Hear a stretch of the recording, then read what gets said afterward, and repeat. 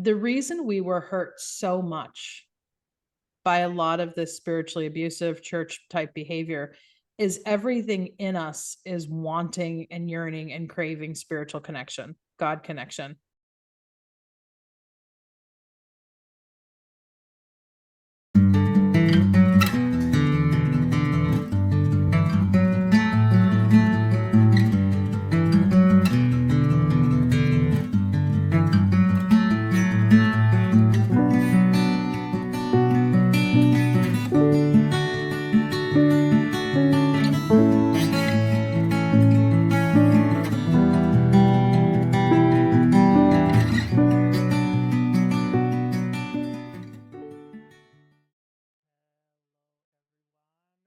Dr. Jamie Marich, you have another book. Welcome, and thank you for spending your Tuesday afternoon with us. Great. I have my good desk microphone here and it was turned off. So thank you so much for having us to celebrate Pub Day on yet another book. So Yeah. you've been such a So, great supporter of all of our books and our work. And so it felt appropriate to set up this interview, this webinar today for the EMDR community on this topic of spiritual abuse and religious trauma, which is the subject of my new book. yeah. So I told you that when you published Dissociation Made Simple, that I really appreciate how personal it was.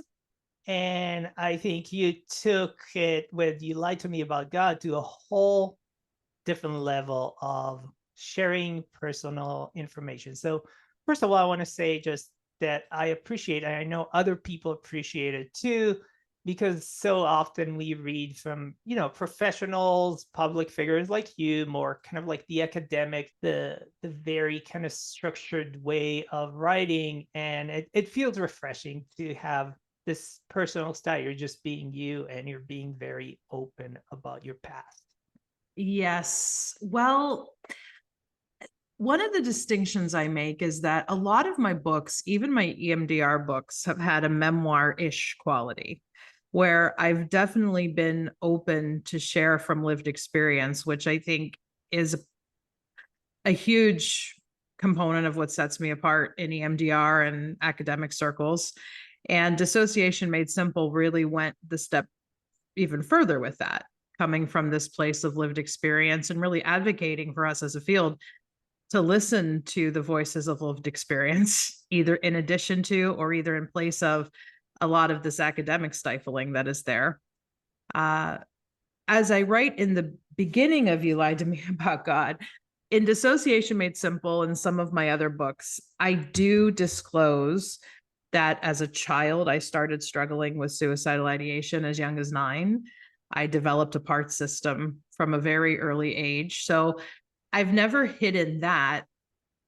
In You Lied to Me About God, I give you the why. I still don't think it is a big deep dive into trauma porn or trauma glorification that a lot of memoirs do. I do believe I tried to write it from this place or tried to write it from this place of reflection. Yet I did let myself get a little more raw, sharing what I had to about what caused a child, especially this child growing up in middle America that seemed like she had it all together on the outside in so many ways, that the family had it all together. What causes a child to experience that level of pain and that level of a dissociative system forming?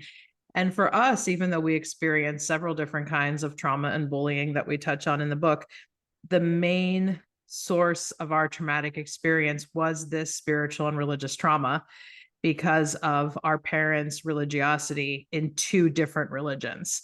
So we can get into as much of that as you want here on this Yes, we webinar. definitely will.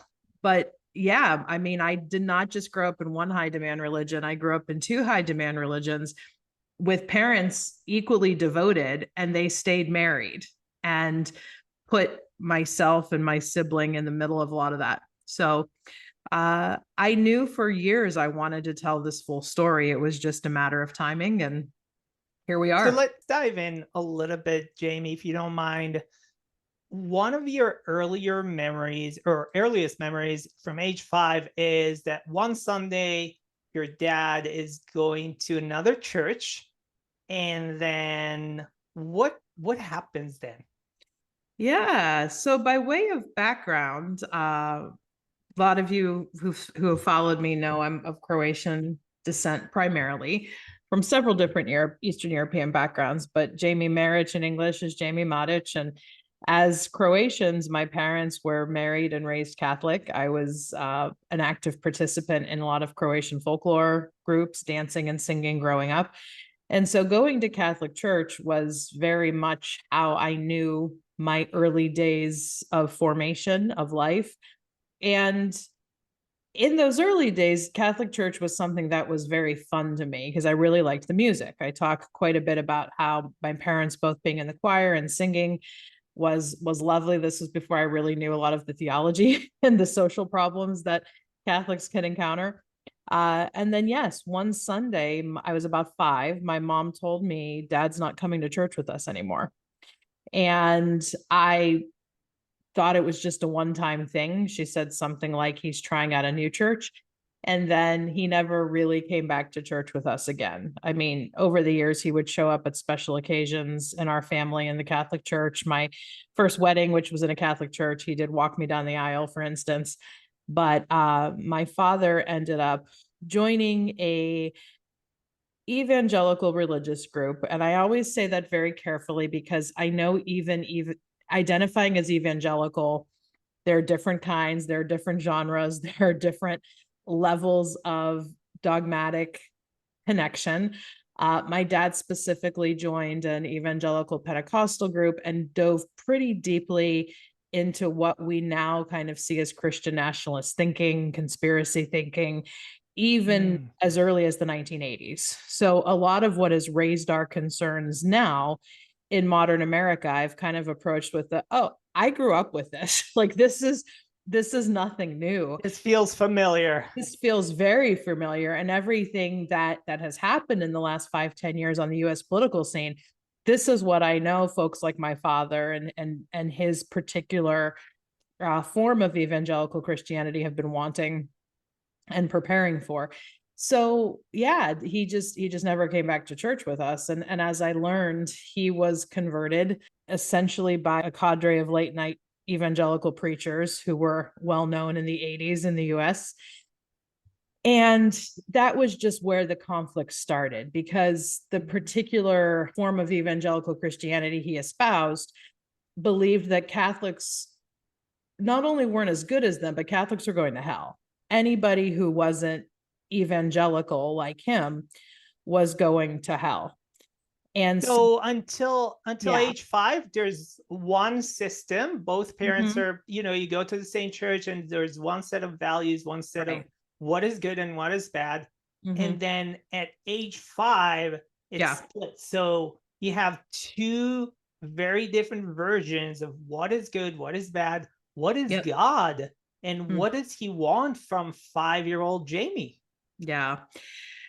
So part of the container of all of this as well is my mother stayed very devout in her Catholicism. I would say she almost doubled down on it because Mm.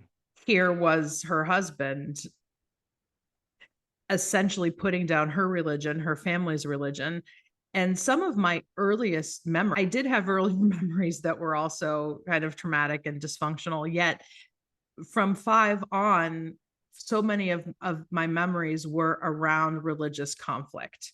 One of the stories that I tell in the book is how and this showed up in a personal EMDR session many years later, how Christmas Eve of 1984, which is when I was 5, my father, came into my room and basically said, "You have to accept Jesus Christ into your heart as your personal Lord and Savior in his way." And he framed it for me as a choice. But a whole theme I unpack in the book is, can religious dogma ever be a choice for a kid? Especially when, for a kid, their parent is their God figure who feeds them and clothes them. And my whole childhood then became, how do I keep both parents happy in the same house? Because my mom expected me to still go to Catholic school. She expected me to just tune out what my father was saying. Yet my father was the more demanding parent. And that became, very difficult to do. So I think a lot of us especially now, who are becoming more attuned to what spiritual trauma and religious trauma are, understand what phrases like high demand religion mean, understand what phrases like cultic thinking means. And had I grown up in one or the other faith, Rotem, I'm not sure if my story would have been that special. I mean, it would have been special in terms of like, we all have a right to tell our story. But I think where my perspective is a bit unique is that I grew up in two different brands of Christianity that couldn't stand each other, but they hated a lot of the same things. Like, And Sunday morning, you went to two oh churches. yeah, I went to two And churches. that was before everyone had a phone. So you couldn't go on TikTok at church Right. and distract yourself, right? You had to. I could not dissociate into the phone that way. No, I would go. So I went to Catholic school during the week, which was challenging because I was bullied pretty badly at school. A lot of the dynamic that you hear from like Catholic school kids and me being the unique one, the chubby one, like I just experienced a lot of that. So I went to Catholic school during the week, and then on Sunday mornings during my childhood, I'd go to Catholic mass. And then that was 9 to 10. And then just a few minutes after 10 o'clock, my dad would be waiting in his van at the side of the church and would drive me to his evangelical service across town. And I would stay there till about 12 or 12:30. And then eventually I'd go to like Wednesday night youth groups at his church. And so it was very much because I think people who grew up outside of Christianity may have this sense of, but it's just a lot of Christianity that I was given. And that's very true. But Christians could be pretty vicious with each other in terms of who was right and who was wrong. And so much of the evangelical worldview puts down the Catholic worldview. And I mean, Catholics tend to not be as harsh as condemning other Christian groups to hell, but a lot of evangelical groups definitely think other groups who don't see them the way that they do are going to hell. So hell theology, end times theology was a big part of how I grew up as a kid. Having to mediate theological debates was part of my childhood. I tell a story in the book of how when I was 8, it was the Feast of the Immaculate Conception, which is this huge Catholic feast day that celebrates the teaching of Mary being conceived pure and without sin. And Catholics believe that, evangelicals and most Protestants don't. And so once again, my father was tearing into my mother about theology. And they turned to me and they both asked me what my opinion was on the matter. And I was put in this situation of, if I answered honestly, it would piss off one parent or the other. And that was very much a theme of my childhood because they did stay together. But the reality is, at 8 years old, I didn't know what I believed.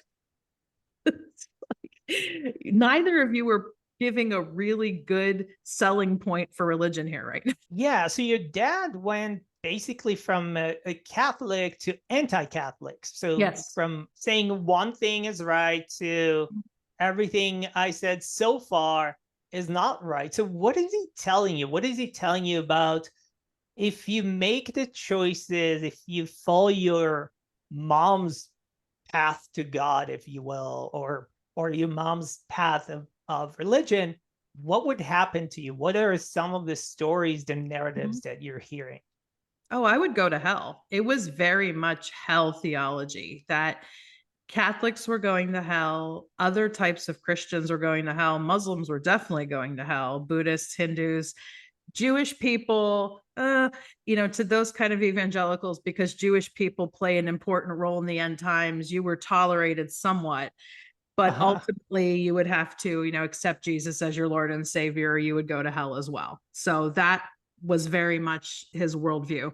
So yeah, a lot of folks now in the field, somebody I want to recommend, I shout him out as a source in the book, is Mark Karras, who's a former evangelical pastor turned therapist. And he speaks to how even hell theology in and of itself is traumatizing on people, especially children. But it was definitely the threat that was always held up, that unless you fall in line and worship like you are quote unquote supposed to, your eternal soul is in danger. And the damaging mixed message in that is his church also gave a lot of messages about God loves you no matter what. You are perfectly and wonderfully made. God loves you so much that he sent his only son to die for you, which I've really come to see the trauma in that narrative as well. That blood sacrifice was essential for my salvation, at least in that viewpoint. Another message was that once you're saved, you're always saved. But if you do anything to backslide or piss God off or be seen as unholy, then you would go to hell. And hell was very much portrayed as this lake of fire ruled over by demons where you would be burning forever. And in the church that I grew up in, I think I write about this in the memoir, every year they put on a play called Heaven's Gates, Hell's Flames, where they would specifically show a lot of this hell theology and hell imagery using dramatic portrayal. Yeah, you already mentioned, Jamie, that around age 9, you started to experience suicidality. And Yeah. I'm just thinking about your experience that even suicide was a sin, right? Like Yeah. that message has been conveyed to you repeatedly, Yeah. and that you had these suicidal thoughts for quite some time, right? Until your 20s. Mhm. Yeah, I was 9 when they started, and it really wasn't until my first big course of EMDR at 25 that they alleviated with any kind of significant, um, with any kind of significance. So, Yeah. yeah, it was 9 when I first remember thinking, "I don't wanna be here." And I knew what suicide was, largely because it was already taught in the church, especially my dad's church, as something that is a sin, something that would take you to hell because it's self-murder and the commandment says thou shalt not kill. And yeah, and I think because of pop culture and hearing stories, I already started having some ideas, and this is just content warning. I'm going further with this. I would already have some ideas about how I could end it. Mm. Yet, because I knew it was a sin, instead of, you know, even though I flirted with some thoughts on how I could take my own life, the safer thing to do, and I'll explain this theology here if you aren't familiar with the evangelical theology, the safest thing to do was to pray for this so-called rapture of the church. Because one of the evangelical teachings is that Jesus would come back in a bolt of thunder and lightning to take his church, the righteous people away, and that would set off this period of tribulation and what we know as the end times. And very much how my father taught it was, and this was late 80s, early 90s, that society had become such a horrible place. Jesus was literally going to be coming back any day. And I make the joke in the book, it's 2024 and we're still waiting. And I know a lot of times folks are still saying that, like, Jesus is coming back every day, any day. So I thought, well, if Jesus is going to come back any day, maybe he'll take me away from this life that I'm in, that I just want to Mm. escape from. And so I reference in the book, I argue that a 9-year-old praying for the rapture of the church, not really fully understanding that theology, it is a sign of, I just want to get out of here. And then eventually, and a lot of you know this other part of my story, turned to addiction as a way of escape. Dissociation had already been there as a pretty way of escape. It was just an environment, a life that I did not want to be in. And religious demand defined so much of it. And it was used to justify so many other kind of traumatic things that I experienced. So yeah, that's it in a nutshell. Yeah, one of the things that you say in a book that really caught my attention was you say, and so many feelings moved through me right there in that church, hitting me like random waves in a way I didn't expect. Do you Mhm. mind sharing a little bit about this feeling? I think it started to come over me strongly because, yeah, up until about 9, when I started feeling like I just don't want to be here anymore. Um, and that's a hard question to answer because I think these waves, these feelings could be different during different weeks. Like some weeks it was I'm doing good here. Like I'm good in Jesus's eyes because I'm pleasing my dad or I'm pleasing my mom, like on her side of the church. But typically it was dread. It was dread because I couldn't have cognated this then. as a kid. It was just dread and I wanted to be out, right? But now looking back, EMDR therapists probably recognize that phrase. Now as an adult looking back, I think so much of that dread resulted from I felt more at home in a Catholic space. I did as a kid, which is, I think, one of the reasons I ended up choosing it later when I had more of a choice. But everything I was being told by the scarier, more demanding parent was that that's not good. And so how I kind of computed that was what was organic and natural to me was not good. In fact, it was going to send me to hell. So that was as it related to the two religion split. And then, a little later, I ended up discovering sexuality. And I, again, in those years, I couldn't have worded it this way because it just experienced itself as dread and this sense of non-belonging in my body. But now looking back, my first romantic experience of any kind was with girls in my Catholic school class. And it was so natural to me to do that. But I also, in my soul, just shut that down because it's like, you can't do this. It's sinful. And so I think so much of what that dread really was about is everything I was discovering as natural and authentic was going to send me to hell. And, now I could probably cognize it as I was living in a form of a hell, right? But it was being branded to me as this is your way to heaven. You're living a good and righteous life.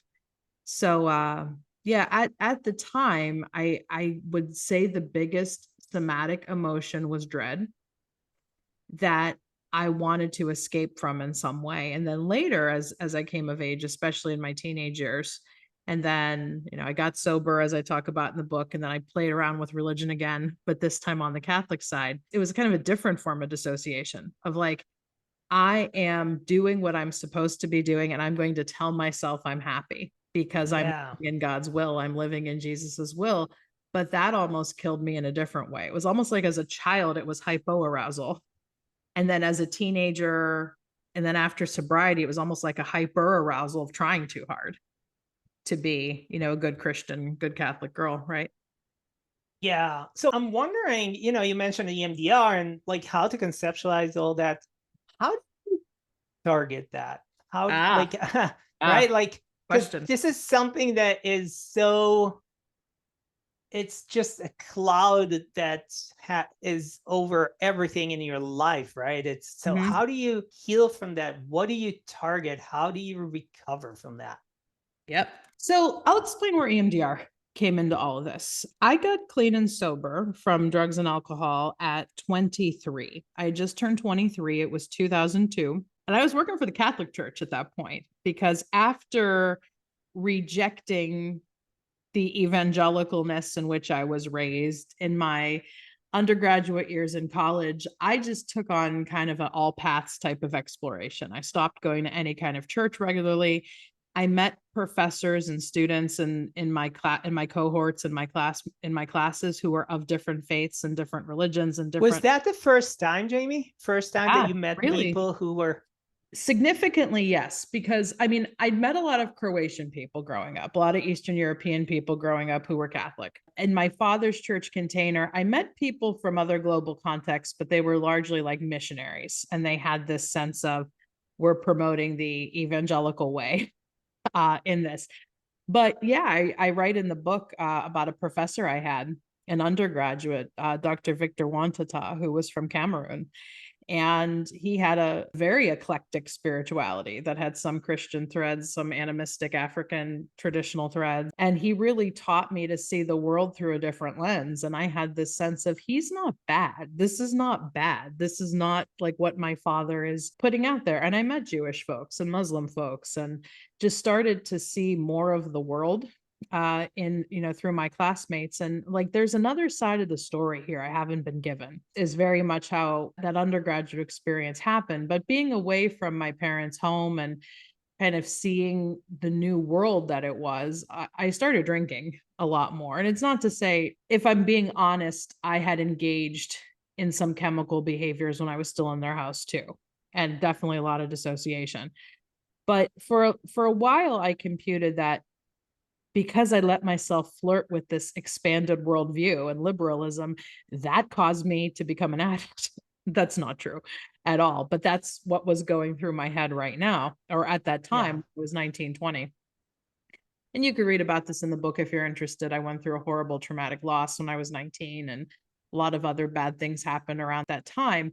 And so when I did kind of crash and burn with a lot of my mental health issues and my addiction issues, I thought, I just need to get religious again, but let me try the Catholic religion this time. Because at that point, some friends in my life had helped me to see where a lot of the evangelical arguments were really not true about Catholicism. So I was willing to give Catholicism a try. I ended up moving to Bosnia-Herzegovina, which again, the whole story is in the book. Bosnia is next to Croatia. There are a lot of Croatian people in Herzegovina. And I was working for a Catholic shrine there as I was attempting to get clean and sober. And it was a big, wild story about how I met my first recovery sponsor there. And not only did she help me to get sober, she was the first one to use the word trauma to normalize my experience. And then she got me into the field. So again, and I hope this message comes through, especially on the Catholic side of me, I don't downplay church altogether, because even though I struggle with a lot of what official church teaches, I've met a lot of cool people through the church. Kind of like, and I make this connection later, I struggle with a lot of like official EMDR teaching and official Hmm. academic teaching, but I love a lot of the folks I've met through it, like you, Rotem, and a lot of you who I see who are here on this training.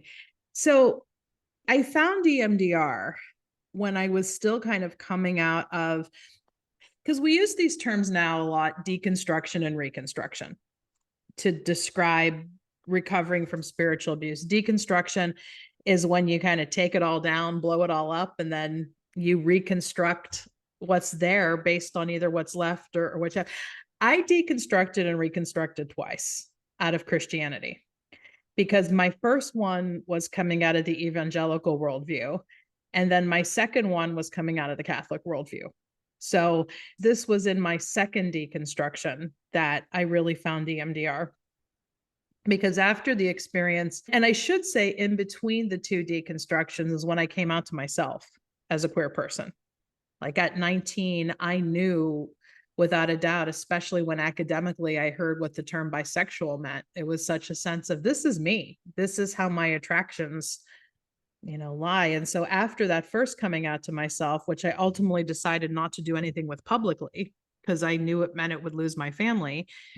Here I was in some conservative Catholic spaces, and I was hearing priests say things like, homosexuality is a sin. And I didn't get quite the same level of hellfire condemnation I would get on the evangelical side, but it was certainly a message of, if you're queer, quote unquote, you're not in communion with the church and you can't have, all the good blessings of life. So I did my master's degree, and I named the university in the memoir Franciscan University of Steubenville, one of the most conservative Catholic schools in the country. And it was only about an hour from my home in Ohio. It was run by Franciscans. I had worked for Franciscans in Europe. And when I was at that school, a lot of things were starting to crumble for me on the Catholic side after having worked, at this Catholic shrine for 3 years, and it was a pretty conservative Catholicism. And the reason I'm making those distinctions is something cool I've learned really about all Christianity, but kind of zeroing in on Catholicism. You have people who interpret it different ways. So, like on the Catholic side of things, you have priests like Father James Martin and Father Richard Rohr who are incredibly affirming to LGBTQ folks and are still practicing as priests, but are very clear in their personal viewpoints that the larger church seems to have it wrong. I'm a part of a ministry called Abbey of the Arts today, which you could, Google us. I'm on their wisdom council. I guess teach abbeyofthearts.com. And it's incredibly progressive Catholicism. But this was not the kind of Catholicism I was exposed to that initially. The kind that I worked with when I worked for the shrine. And then when I went to Franciscan, it was almost mirrored the evangelical teachings that I got, right? So I remember being at Franciscan, and I was in a counseling techniques class. It was a group techniques class. And we were watching like a Gerald Corey video, and there was a patient in the video who was gay. And then my professor led us in this huge discussion about, well, is she really gay or not? Or is that just like a sin issue, quote unquote? And I remember sitting there in class, like knowing deep down who and what I was, and just like, this is ridiculous. This is bull. And then when I started working in the field and really seeing the humanity of the people I was being asked to work with, the precepts of both religions just did not really hold for me. So enter EMDR. It actually came into my life between my 2 years of graduate school at Franciscan. I was doing a clinical internship, and a lot of people know this part of the story who've trained with me, who have read my EMDR stuff, that I was doing clinical internship, and the people who I was working with on internship were triggering me significantly. And that's how I ended up in EMDR. And that's all very true. But the part of the story I've perhaps not shared as publicly is I was also at an incredibly conservative Catholic college when all this was happening, trying to stay sober, 2 years sober, and still like coming to terms with just all of this maladaptive messaging that I got growing up in two very conservative religions as somebody with a very queer and feminist soul, right? So I was referred to my first EMDR therapist, and it was a journey because, and this is the story I've told even when I EMDR train, and I touch on a little bit in the book. I had no problem accepting that EMDR would be a modality that I needed to try. Because at that point, I knew like what a lot of the church answers were to my mental health struggles. I knew what a lot of the 12-step slogans were and 12-step ideas, because I did get sober primarily through a 12-step paradigm, which is kind of religiously charged in and of itself. I knew what a lot of the cognitive answers would be because I was seeing a cognitive therapist my first year of Franciscan, and I saw one when I was an undergrad. And so when this EMDR thing was pitched to me, I had no problem giving it a try because it was new. And I even said to myself before going into therapy, I'll do hypnosis, I'll do Reiki, I'll do anything. And that's big for a kid who grew up conservative or religious to say that, because a lot of those modalities are very much pitched as of the devil or not good. So yeah, I was willing to try anything. And when we started doing EMDR, our first target was around something that happened with my parents. It's one of the stories that's told in the book. And I handled preparation and resource development very well. But then once we started going into the memory itself, and my therapist asked me to go with that, I went into a lot of these very spiritually bypassy type phrases. And spiritual bypasses whenever we use religious or spiritual teaching to try to shut down our emotional life. So I remember first reprocessing session ever. My neural networks activated when she read through phase 3, and she said, go with that. And my first response when she said, what are you noticing now, was peace and love. And she's like, okay. After one set? After one set, hang on, it gets Nice. better. And then she's like, okay, go with that, go with that, go with that.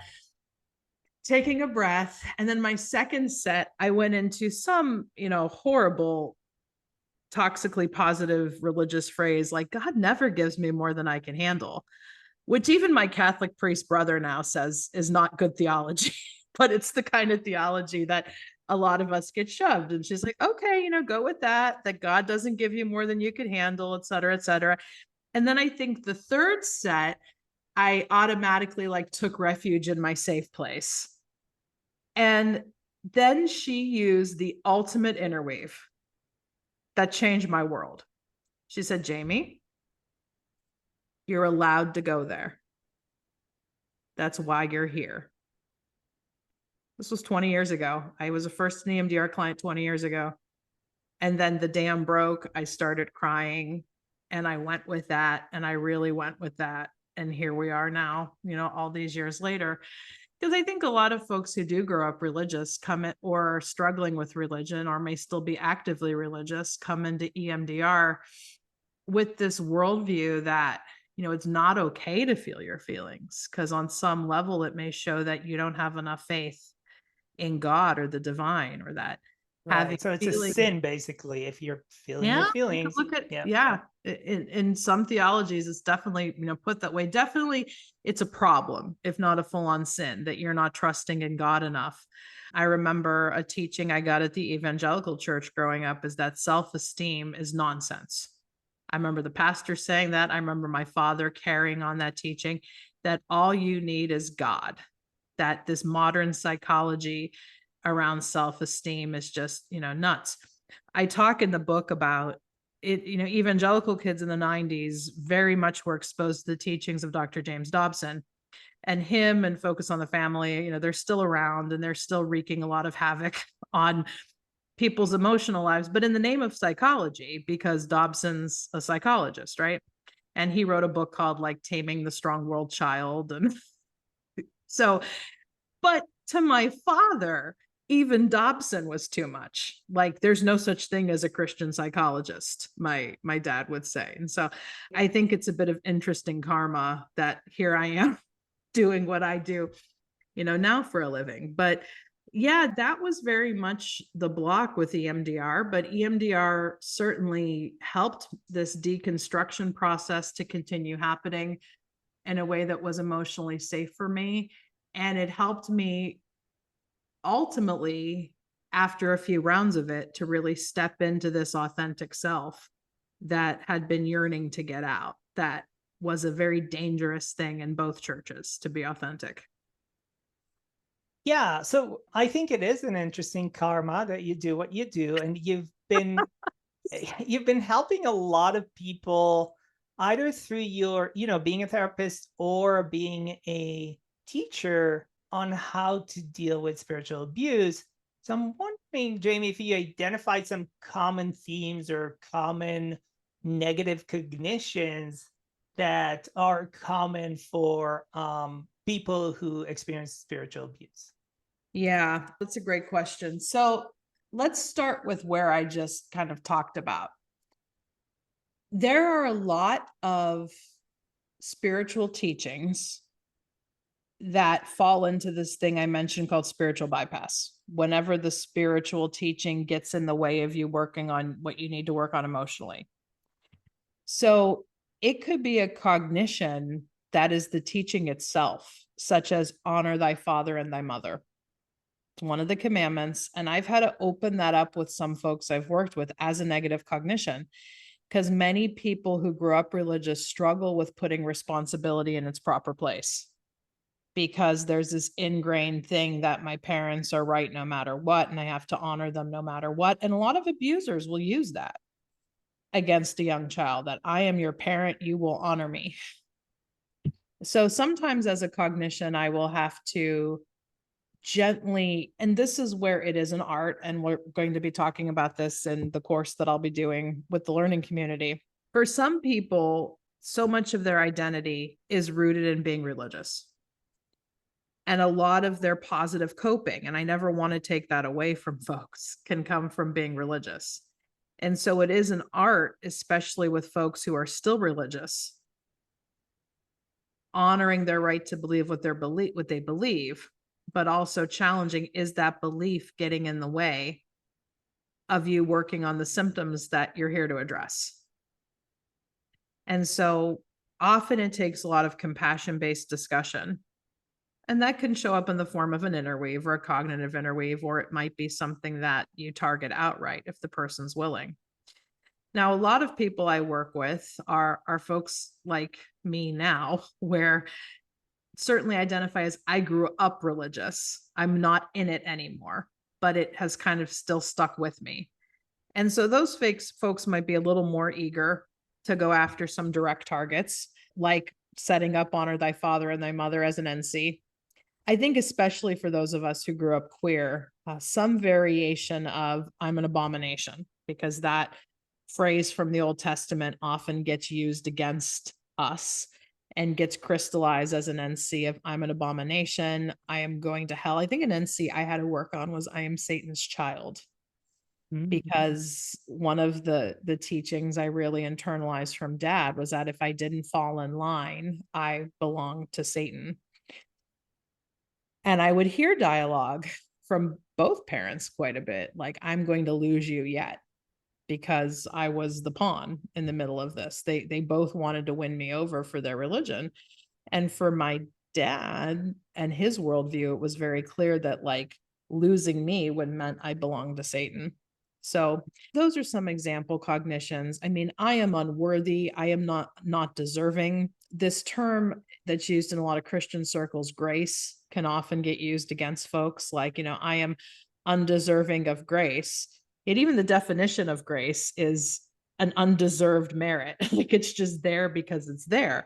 But a lot of people, because of who they are, feel that they're somehow, not worthy of that grace, or because I'm still suffering, I must not love God enough. So yeah, these are some examples. Some of them may feel like themes more than cognitions, but when somebody is coming in with the theme, like, I'm still struggling, yet I'm doing everything right religiously, you may just need to do some relational unpacking of that to target the NCs. And one of the participants here is saying some of these NCs are so painful. Absolutely. Even though I've worked on a lot of these myself, even still saying some of these, it just breaks my heart that so many folks are still carrying these, and so many people are still putting them on others, especially their children. Yeah. I found it interesting that you say in the book that I think your dad told you that being rebellious is sinful, and I'm just thinking it's Jamie Marich. I mean, rebellion is in your DNA. It's who you are, and this Thank is you. Thank you what's for seeing me, my friend. so many of us love you for that, but that was a sin. So who you are at your core is a sin. Yes, very well put. And I can't tell you how much I appreciate you saying what you just said, of tapping that in as a resource, that I believe who I am at my core is somebody that is meant to ask questions, as somebody who does not naturally follow the rules, as somebody who sees a lot of the problems and institutionality. And I do weave that around to what it was like coming into the EMDR world when I did 2005, 2006, and getting involved and feeling like there's a lot of cultishness here and a lot of kind of cultic type devotion and dynamics around, Dr. Shapiro and some of the EMDR institutions. And that was one of the reasons I almost didn't stay, to be honest. Yet fundamentally, I've been able to find that the EMDR community is a place where, we may always be put down by people who are a little more rigid, Rotem, people like you and I, but we've managed to make an EMDR path that works for us, especially as the rebels that we are. And that's honestly what I've done with my faith as well, because people will often ask me, how do I feel about faith and religion today? Where did I land with all of it? And I am still somebody who very much believes in God. And if you don't, that's okay. We're all entitled to our worldview. But for me, I actually never stopped believing in God. Jesus and I have had some interesting moments over the years, and I've even come to a place where I don't necessarily buy a lot of the theology around Jesus on both the Catholic and the evangelical side. But I do see Jesus as a great teacher who was significantly misunderstood by the institutions that sought to use him and portray him. So I like to say, like, I take no issue with God today. I take no issue with Jesus. It's what people have done in their name that I really most struggle with.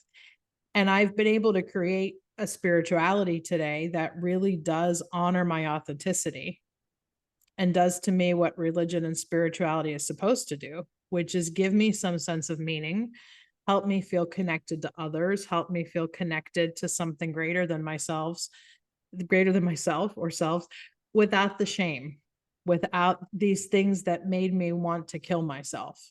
which was such an early Yeah. part of my story. So that's interesting. You still believe in God. Has God changed for you? The definition, the Oh perception yeah. of God, has that changed? Is it an old guy with a white beard sitting in the sky and being angry? Or what was it growing up and what is it now? Love this question. I'm going to take a breath before I answer it, just so I don't totally go down a million rabbit holes with this, but I go into some of these in the book, right? God to me today is someone who can show up however they need to, wherever they need to, in whatever form they need to. Like I do a whole bit in the book about, for me today, God uses all pronouns. Like I was very much raised with the God that used he, him pronouns. And it was very reflecting of the patriarchal institution in which he was created.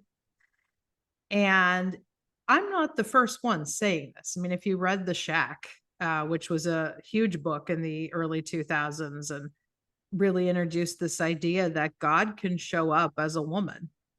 God can show up as a Black woman, specifically in that book and in that film. So, yes, I think it's the God I know today who I've met. There's a line in the book and in the song, and I want to talk about the music too, that at the bottom of my bottle, which, meant my addiction, it was this being of pure love that found me, without the judgment that can show up however they want. So I can look at some folks who are still in some religious boxes today. And even though they have a right to be there, I really believe that you have a right to practice whatever religion helps you connect with God. But my question is it helping you connect with that, vast eternal love? Or is it helping you connect with shame? So that's what God is for me today, among other things. But that's the simple answer. Yeah, I want to ask one more question. I Sure. want to talk a little bit about our course and then open it to Q&A from our members.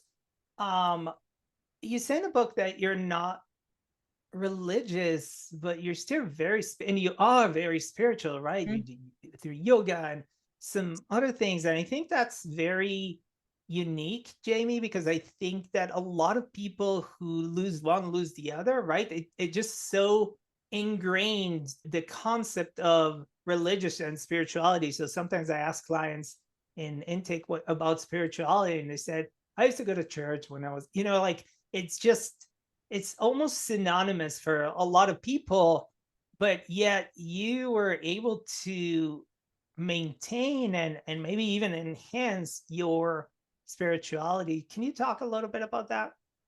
Yeah, I can.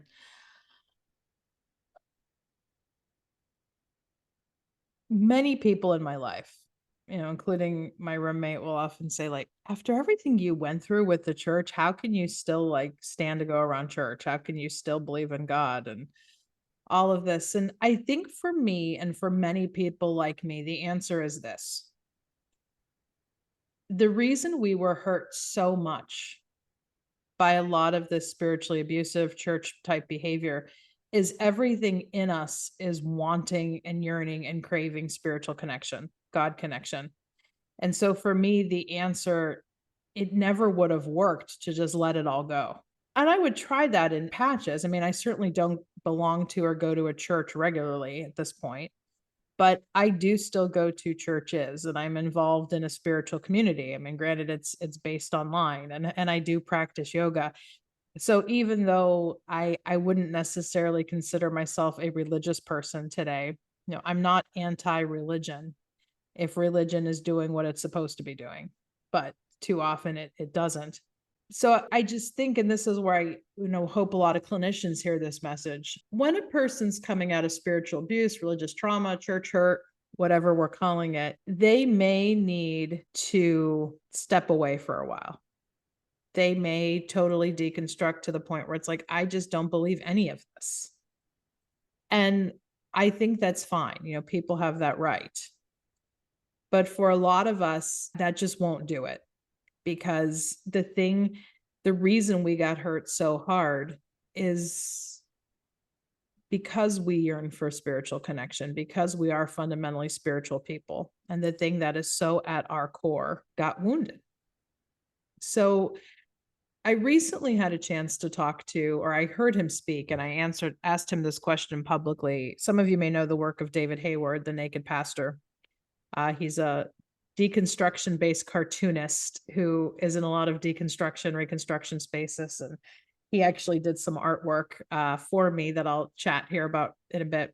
He was an evangelical pastor for years, like decades. And when he deconstructed and started going to therapy, therapy was just super important for him. But I asked him, if you had a message for therapists working with folks like you who are coming out of years of religion, what would it be? And I'm paraphrasing him, but his answer was respect what we came out of.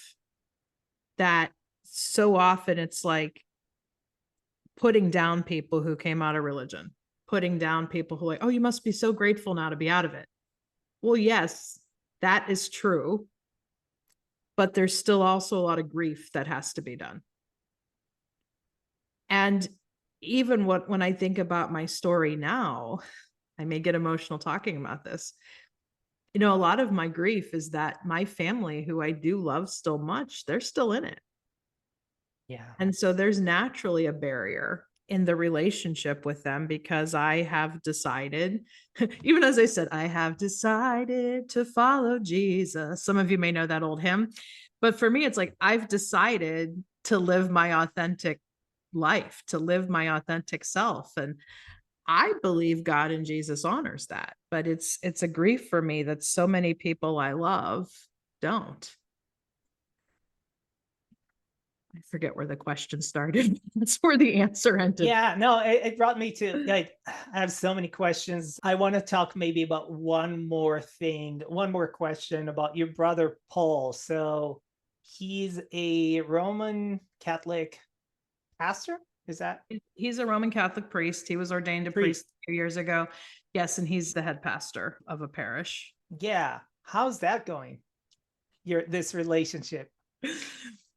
Oh, I just want to say up front, I love my brother so much. I mean, he and I have been each other's champions through a lot of emotionally hard things in life. I know in the book you describe Mhm. a very distinct memory from when he was 13 and he stood up to Oh, your yeah. dad. And that's Yeah. And where my brother, how he kind of reconciled all this was when he was about that age, 13, 14, he just chose Catholicism and told my dad, I don't believe anything you're teaching here. And my brother actually did the hardcore, what we call apologetics, theological digging to be able to stand up to my father.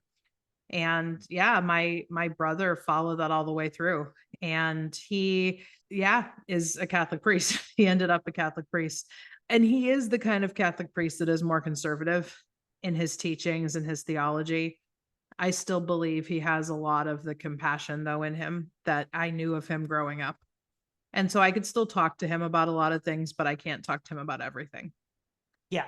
And I think that's a form of dissociation in and of itself that a lot of us have with religious family members, with maybe more politically conservative family members that, you know, I can keep a historical relationship with you. I can keep some semblance of a relationship with you, but I can't talk about certain things. Yeah. That's still a grief I'm moving through because I, have to decide if that's good enough for me at this point.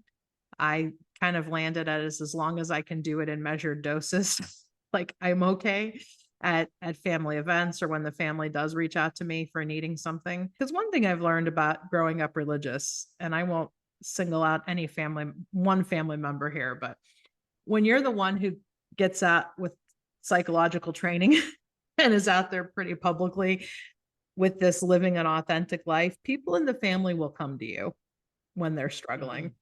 And one time I even, at least in my family, and one time I even asked, kind of tongue in cheek, why aren't you going to the priest for this? And the answer I got back is, you're not going to judge me. And I think that says a lot of it right there. So yeah, I wrote this book with great risk that any existing family relationships in my immediate family I might still have, it would further alienate those. And the other side of that, which came out of an EMDR session, that a later EMDR session that I write about in the book, I dedicated the book to my cousins. And I do want to speak to that because I have some really cool cousins who, as we've connected as adults, we've realized have gone through a lot of the same stuff. None of my cousins had the dual religious upbringing that I did, but they had enough of the family stuff that when we connected as adults, it's like, oh, yeah, I get it. And my current EMDR therapist, when we were going through a session many, many years ago, and I was struggling with this question of, I don't know if in modern America I could still stay connected to my immediate family. She said, are there any other connections that feel like family to you? And of course, there's family of choice, which a lot of us as queer people really foster a connection to. But when I started connecting more with my cousins as adults, I just found a lot of love. And so they're the ones that the book is dedicated to. One of my cousins specifically, James Prosenjack on my mother's side, he read the chapters as I was writing them and just gave me a lot of like real time emotional reaction and response. So, yeah, I just want to thank them for their support in bringing this to life.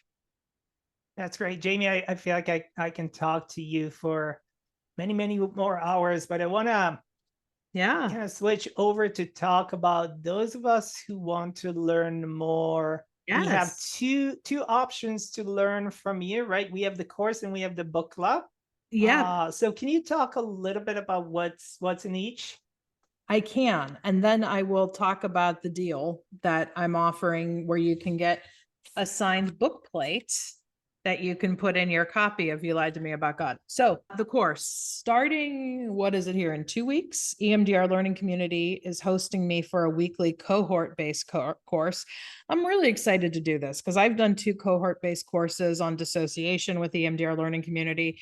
And how these courses work is every week, you would watch a 90-minute video because I have previously taught healing spiritual abuse with EMDR therapy. I have recorded courses of those. But then every week we'll be meeting for another 90-minute live call where we can have further discussions about this.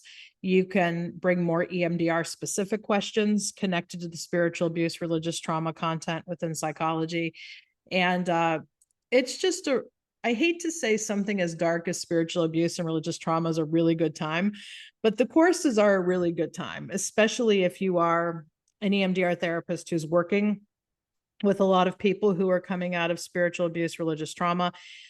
But I think if you, like some people are saying, like what I'm talking about today is very validating for myself. Yes, I know a lot of us are interested in this clinically because we've experienced it ourselves. And so if taking further study with me you feel would be helpful for your own growth, I think you would like the course too. But I just have to say, from the clinical standpoint, many folks like studying with me because they didn't grow up religious and don't understand how some of their clients are coming through with a lot of these negative cognitions. So I'm certainly happy to do a lot of the translating. I know when I first got into this field in 04, 05, there was not a lot out there about spiritual abuse and religious trauma. A lot of what was out there was through the cultic studies lens, which can be helpful for sure. But just the attention I have seen paid to this in the last 5 years, the last 10 years has really made me smile as a clinician and as a survivor. And in the course, we'll be talking and working more with that. So yeah, you can, Rotem, tell people how they can sign up through it for it in the community. Yeah, the course is already open. So on the left side of the EMDR Learning Community menu, there's courses, and then there's healing spiritual abuse. And we also have the book club, Jamie. We're going to Yes. host you January, February, and March of 2025. And this is now we have EMDRIA credits for it. So this is Yep. really exciting that we stepped up the book club. So people who will attend all 3 sessions live with you on January, February, and March of next year can get 3 EMDRIA credits. for. Yes. Yes. So if you've gotten the book, you're going to read the book and you're an EMDR therapist, come and pop in the book club because I'm excited we got the EMDRIA credits for it. Basically, how we can do it for EMDRIA credits is whatever themes you're picking up on in the book, whatever EMDR type, because I do organize the book. Okay. If you're an EMDR therapist reading the book, you'll know what I'm doing with how I've organized it. Because I've organized it in a very thematic way. I do use a lot of the language at somebody here is saying themes and NCs. So if you're going to read the book and you'd like to further discuss it with me and get a handful of credits, yeah, I'm very excited about the book club. Yeah, thank you. And then finally, Jamie, one more thing before we open it to Q&A. Yes. You want to tell about your ordering your book, how to order, and discount code and all that? So whether you ordered it already, or somebody you mentioned pre-ordered, or whether you want to take North Atlantic Books up on the discount code, for anybody who attends a real-time event with me like this, or if you're watching the recording with the EMDR Learning Community, we can still honor this up until the end of 2024. So you would have a few months to do this. What we will do is get in the mail to you what's called a book plate. And it is a sticker, since I can't easily get signed books out to everybody because you're ordering from different places. I will personally sign the sticker for you, and you can put that on the inside cover of your book. So it's the easiest way for me to get book signatures out to people. And it does feature some artwork here that was commissioned from David Hayward, the Naked Pastor, who I mentioned. So how you will get your book, there's a couple ways. If you've ordered the book, whether you've ordered it wherever you order books or whether you did it the North Atlantic Books deal, and I'll post that here again, just email your receipt to this email that I'm going to drop in here, jamie@redefinetherapy.com. And when you forward your receipt, indicate how you would like the book signed, like your name, and then we will obviously need your mailing address. Sometimes it shows up on the receipt, but if it's a different mailing address, we can do the book plate in the US and internationally. It's not a big deal for us because it's just going to come in a standard envelope, the book plate that you can put in. So whether you've ordered it through North Atlantic Books, whether you've ordered it somewhere else, you can forward us your receipt, your name, your snail mail address, and we'll get the book plate signed to you.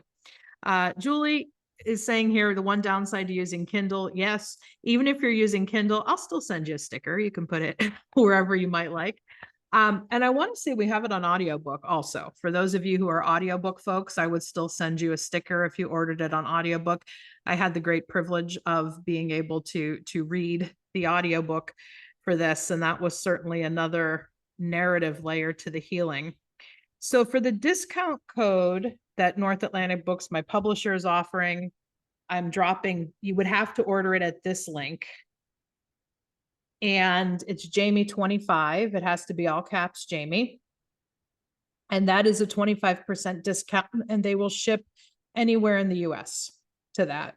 Sometimes they will not ship to a PO box. So you might have to enter an actual mail address in order for that shipping to go through.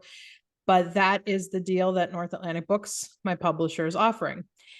And in other pretty fun news, for those of you who are music people, wherever you get your music, Spotify, Apple Music, YouTube, Pandora, etc. Also today, I released the 7 songs that I wrote as I was writing the book.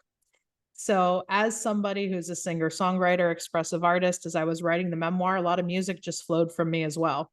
So the album, You Lied to Me About God, and you do help artists out. We don't really sell the album in this day and age. Wherever you stream your music, just make sure you stream it. And, we'll get listen credits for that. I don't know if that picture came through, but yeah, You Lied to Me About God is now, yeah, putting it through right there. Wherever you get your music, you can stream. Looks like you already have some listeners, Jamie. Yay. Okay, that was great. So we're going to open it to Q&A. Dr. Jamie Marich, thank you so much for your time. It's been a pleasure as always. All right, friends. Thank you so much everyone. for having me today. Rotem, thank you as ever Thank you. for hosting me. Thanks so much. Your faith in me. Appreciate you all. Thank you.